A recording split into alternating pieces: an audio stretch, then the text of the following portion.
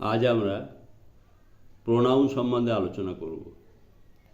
Pronoun কথাটির মধ্যেই আমরা এর অর্থ পাই।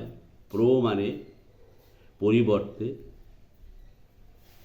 অর্থাৎ নাউনের পরিবর্তে যাহা ব্যবহৃত হয় তাকে প্রোনাউন বলে। বাংলা ব্যাকরণে একে বলে সর্বনাম। যেমন I, we, us, our, you, your, he, she, his, her, him, they, them, their ইত্যাদি ওয়ার্ডগুলোকে আমরা প্রোনাউন বলি। এই প্রোনাউনকে আমরা 8 ভাগে ভাগ করতে পারি। যেমন personal pronoun, demonstrative pronoun, possessive pronoun, reflexive pronoun, relative pronoun, interrogative pronoun, indefinite pronoun, distributive pronoun.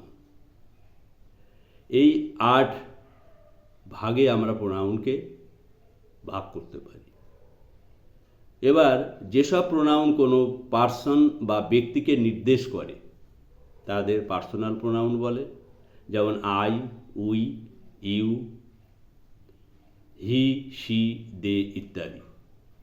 আবার যেসব প্রোনাউন বিশেষ কোনো ব্যক্তি বা বস্তুকে নির্দেশ করার জন্য ব্যবহৃত হয় তাদের ডিমনস্ট্রেটিভ প্রোনাউন বলে। যেমন দিস, দ্যাট, দিজ, দোজ ইত্যাদি।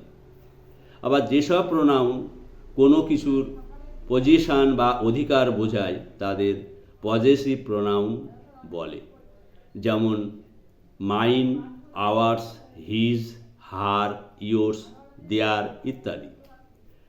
পার্সোনাল প্রোনাউনের my, our, him, her, it, your ইত্যাদির সঙ্গে সিঙ্গুলার নাম্বারে সেলফ এবং প্লুরাল নাম্বারে সেলফস যোগ করে রিফ্লেক্সিভ প্রোনাউন হয়। যেমন my self, your self, him self, her self, our self, them selves, your selves ইত্যাদি। যেসব প্রোনাউন পূর্ববর্তী কোনো নাউন অথবা প্রোনাউনের পরিবর্তে বসে দুটি সেন্টেন্সকে যুক্ত করে তাদের রিলেটিভ প্রোনাউন বলে। যেমন হু, হুম, হুজ, হুইস, দ্যাট ইত্যাদি। প্রশ্ন করবার জন্য যেসব প্রোনাউন ব্যবহার করা হয় তাদের ইন্টারোগেটিভ প্রোনাউন বলে। যেমন হু, হুজ, হুম, হোয়াট ইত্যাদি। যেসব প্রোনাউন নির্দিষ্ট কোনো ব্যক্তিকে বোঝায় না তাদের ইনডেফিনাইট প্রোনাউন বলে। যেমন সাম ওয়ান, নান, এনি ওয়ান ইত্যাদি। আবার যে প্রোনাউনগুলি কোনো ব্যক্তি বা বস্তুর প্রত্যেকটি, দুইয়ের মধ্যে একটি অথবা কোনোটি না এমন কিছু বোঝায় তাদের ডিস্ট্রিবিউটিভ প্রোনাউন বলে। যেমন আইদার, নাইদার ইত্যাদি।